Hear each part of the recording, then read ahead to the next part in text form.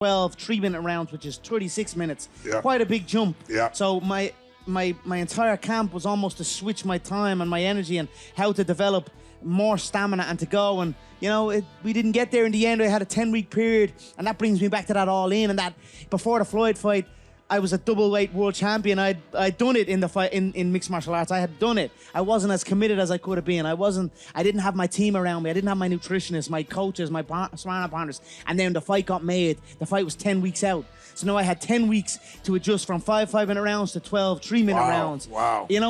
But again, thankfully I have my McGregor Fast program that we have. I truly believe this in this program. It has got the shape I got in that 10 weeks on that program was insane. It was phenomenal shape. And it was one of the reasons why I got to that 10th round, under that pressure and under that new experience, an experience that I had not felt before. So I'm very confident now, and my engine is keep building. As long as I keep on it and try and not slip and keep motivated. I think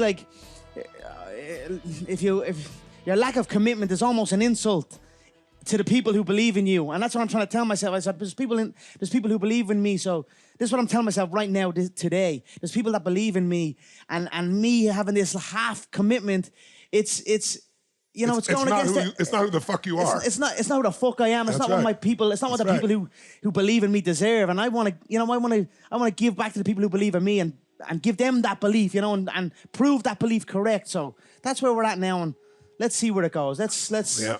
I always talk about, you want to take the fucking island, you burn your boats, because if there's a way back, the mind will give you there, right? Yeah. And I heard you say sometime, and I wonder if it's true, you said, I'm willing to fucking die in that arena. Is that really your mindset? Yes, it has to be. It has to be. I have seen a man die in this game. I was ringside. I cornered a man who killed a man. I cornered a man who killed a man on Irish soil. The only death in mixed martial arts history in Ireland. It was everywhere. And a couple of days after that, the UFC wanted me to fly all over the United States of America to promote the next bout. And I was like, I can't do this. I need to get away, and just my head needs to be in the correct spot. It's a ruthless game. You have to be willing, because you can go in there, and when you come out, you're a different person. If I could describe it to people, it's like entering a car crash. You're going into a car crash. The shins are bare. The feet are bare. You can strike with the elbows, the knees. It's a vicious game, and you've got to be fully committed, and you've got to be willing to go all the way. And that's what I am, and that's what I have. Literally is a fucking gladiator. Even I make correct decisions even in there, even in defeat. I know when it's if there is an out and it's time to get out. I know when to live to fight another day. Yes. So you have to be intelligent in there as well. Otherwise, you won't live to fight another day. And that's what happened in my last bout. It did not go my way, but then the fight broke out afterwards. I bounced back in. So tell us about that, because it all happened so fast. It literally happened right in front of me. What the fuck happened? So his brother? He jumped the fence.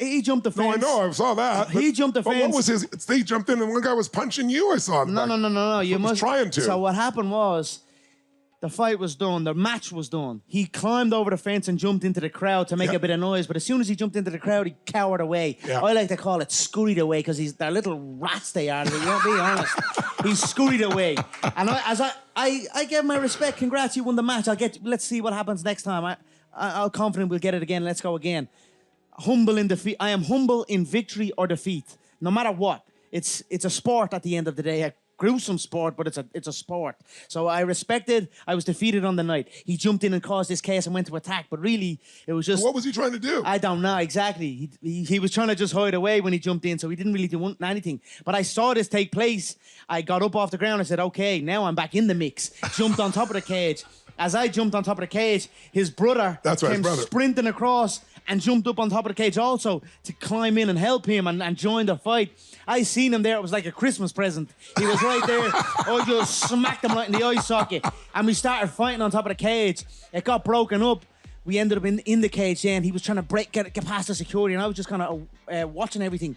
So I'm very self-defense minded. I have been through growing up, and I know where my entrances and my exits are. I'm very aware of my surroundings. So when the fight was breaking out, and I knew there was people in and out, that there was a lot of rogue people that I wasn't aware who was who's with him, who's with security, who's who. Yeah. So I backed myself up against the cage wall where I thought I was good. And what happened was, two of his teammates ran and jumped over right behind me. And for me, with my mindset, it was fascinating for me to watch that back because I got to a safe place. I was good. I got to a place where I was aware and I could see any oncoming threat and deal with it. They came right over my back. Wow. Right over my back. But one of them, the first one, a Chechen man, ran in front of me and went over to the brother that got smacked and was like, what happened? I don't know what he was saying. But then he turned back and saw me. But I'd already saw him. So as he turned back, boom, I smacked him. He wobbled.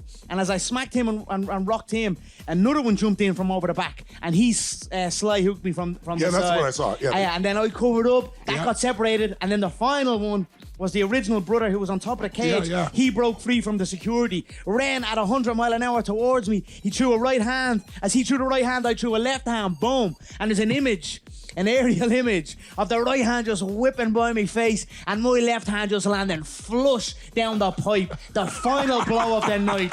So that's it. I win. When you describe it, we're all there with you, brother. I mean, you describe it as good as being at the fight. It was insane. It's totally insane. Watch your back now. You can just detailed breakdowns of the whole after fight. Yeah. The real fight, I like to call it. The fight I won. Yes. That's awesome. Yes. So tell me something. Tell me, like, you've become this fucking amazing entrepreneur. You're an unbelievable fighter. You know how to get everybody to want to watch. You know how to play psychological warfare. You know how to win. You know how to be humble in defeat and learn and come back and kick it and nothing stops you. But tell me about the entrepreneur side. Like, where's that coming from for you? And tell us a little about your Irish whiskey, what it means to you, because I know the name itself has a deep meaning for you. Yeah, well, my whiskey Proper 12, we have had an unprecedented launch. It has gone to exactly where I knew it would go. You know, we ran out of stock. We had a certain amount of liquid, and it was like supposed to do us for the year. I was like, that's not going to do us for the year. I had to ruffle a few feathers and make it happen, and we made it happen. But the launch itself has been unprecedented. Whiskey, Irish whiskey. You know, growing up, my grandfather would always he was, you know, in Ireland we have master distillers and master drinkers. My grandfather was a master drinker, and he would always instill pride in me of Irish whiskey, that we as Irish men and Irish people are the world champions at creating this liquid. George Bernard Shaw said, whiskey is liquid sunshine. And I believe him. It truly, truly is. You've got to respect it, though. No doubt you've got to respect the liquid. But I came up with pride in my nation that we were the greatest whiskey makers, the world champions of whiskey. And Jameson has been an untested, the untested king of Irish whiskey until now. We've burst onto the scene. I brought new demographics with me, the young, you know, and then the old whiskey drinkers. They're trying it as well, and we're continuing to grow the brand and also grow the blend.